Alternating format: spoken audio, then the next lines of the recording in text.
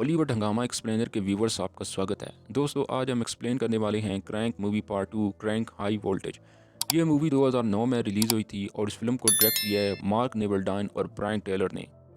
Film की शुरुआत में हम पार्ट 1 का आखिरी सीन देखते हैं जहाँ शेफ रिकी वरोना को लेकर हेलीकॉप्टर से गिर रहा होता है और शेफ इसे हवा में ही ऊपर पहुंचा देता है, मतलब मौत की नींद सुला देता है और ख़ुद एक कार पर फुटबॉल की तरह गिरता है, जिसके बाद कुछ लोग इसे वहाँ से उठा कर ले जाते हैं। और जब शेफ को होश आता है तो वो अपने आप को एक ऑपरेशन थिएटर में पाता है जहाँ पर कुछ डॉक्टर इसका दिल निकाल कर इसकी जगह एक प्लास्टिक का दिल डाल देते हैं और फिर इसको नामर्द बनाने के लिए इसका सौदा भी काटने का प्रोग्राम बना रहे होते हैं। और ये सब देखकर शेफ घबरा जाता है और बिस्तर से अचानक उठकर इन सभी हरामी डॉक्टरों को मारने लगता है और वहाँ से भाग जाता है। और बाहर आने के बाद इन गुंडों से जो कि इसे हॉस्पिटल में लाए थे, इनकी गांड में बंदूक घुसा कर पूछता है कि मुझे यहाँ पर लाने के पीछे किसका हाथ है और मेरा दिल कहाँ है। तो एक आदमी बताता है कि तुम्हारा दिल जॉनी के पास है और वो क्लब में है। और फिर वो जॉनी के पास जाने के लिए निकलता है और जब वो कार में बैठता है तो उसके दिल की बैटरी लो हो जाती है। तो वो अपनी बैटरी चार्ज करने के लिए कार की कुछ तारें निकाल कर वो अपनी बैटरी को चार्ज करता है और फिर वो वहाँ से आगे बढ़ जाता है। फिर वो अपने डॉक्टर को कॉल करता है और वो उसे सब बताता है और डॉक्टर्स की आवाज़ सुनकर हैरान रह जाता है कि वो अभी तक जिंदा कैसे है।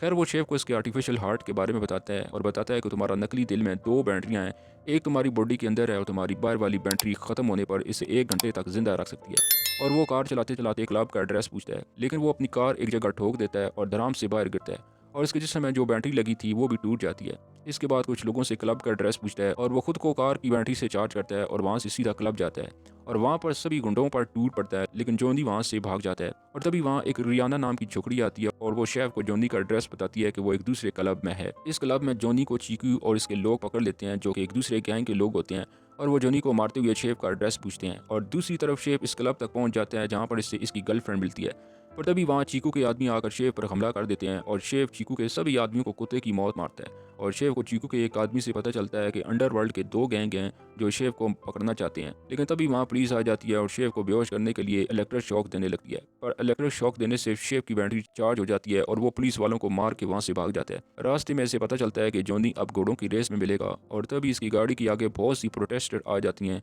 तो शेफ को अपनी कार वहीं छोड़कर वहाँ से जाना पड़ता है। और अब इसके पीछे पुलिस वाले भी पड़े होते हैं, लेकिन तभी इसको एक आदमी अपनी बाइक में बिठाकर बगान से भगा ले जाता है और वो शेफ को बताता है इसका नाम रिकी है और वो शाइलो का भाई है और वेरोना ने इसके भाई को मार दिया था और वो अपने भाई का बदला लेना चाहता है। अब इसके बाद शेफ घोड़ों की रेस तक पहुंच जाता है। फिर वो अपने डॉक्टर को कॉल करता है और कहता है कि मेरी बैटरी लो हो गई है, अब मैं क्या करूं। तो डॉक्टर कहता है कि तुम अपनी बॉडी को किसी दूसरी की बॉडी से रगड़ो, इससे इलेक्ट्रिक फ्यूजन होगा और इसकी बैटरी चार्ज हो जाएगी। फिर शेफ ठरकी साला एक बूढ़ी औरत को पकड़कर अपनी बॉडी के साथ रगड़ने लगता है और इससे भी शेफ को कोई असर नहीं होता और फिर वो अपनी गर्लफ्रेंड की बॉडी से खुद को रगड़ना शुरू कर देता है और ऐसा करते करते पूरी आवाम के सामने एक दूसरे की फाड़ के रख देते हैं। और ऐसा करते हुए शेफ की बैटरी चार्ज हो जाती है और तभी शेफ जोनी को भी देख लेता है और शेफ इसका पीछा करते हुए इसको पकड़ने की कोशिश करता है, लेकिन इस बार भी वो वहाँ से भाग जाता है और फिर शेफ को डॉन किंग पकड़ लेते हैं और वो शेफ से कहता है कि इसी ने इसका दिल निकाला था क्योंकि वो दिल इसके गॉडफादर को लगाना चाहता था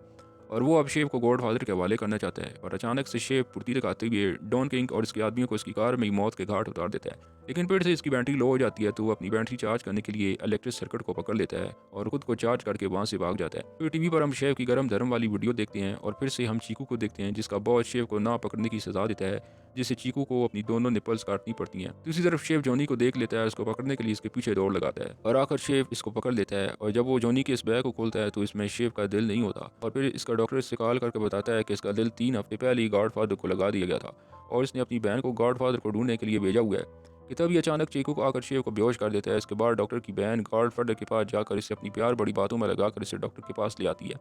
अब दूसरी तरफ शेफ को चीकू पकड़कर अपने बॉस के पास लाता है। फिर वो बताता है कि वो वेरोना का भाई है जिसे शेफ ने मार दिया था और वो अब अपने भाई का बदला लेना चाहता है और उसने वेरोना का धड़ भी किसी तरह जिंदा रखा हुआ है ताकि वो शेफ को मरता हुआ देख सके। और फिर वो शेफ को मारने लगता है, पर तभी रिकी अपने शेफ की मदद के लिए बहुत से आदमी ले आता है और फिर वो सभी एक दूसरे को मारना शुरू कर देते हैं। और तभी शेफ वेरोना के सर को फुटबॉल बनाकर दूर फेंक देता है, जिसको देखकर इसका भाई भड़क जाता है और वो शेफ को गोली मारने वाला होता है, पर बीच में रिकी आकर इसे बचा लेता है। अब शेफ की बैटरी एक बार फिर लो हो जाती है तो वो खुद को चार्ज करने के लिए एक बिजली वाले खंभे पर चढ़ जाता है और चार्ज करने के बाद वो वेरोना के भाई पर टूट पड़ता है और मार मार कर इसका बर्ता बना देता है। और आखिर में शेफ को हम जलता हुआ देखते हैं और इसी के साथ ये फिल्म यहीं पर दी एंड हो जाती है।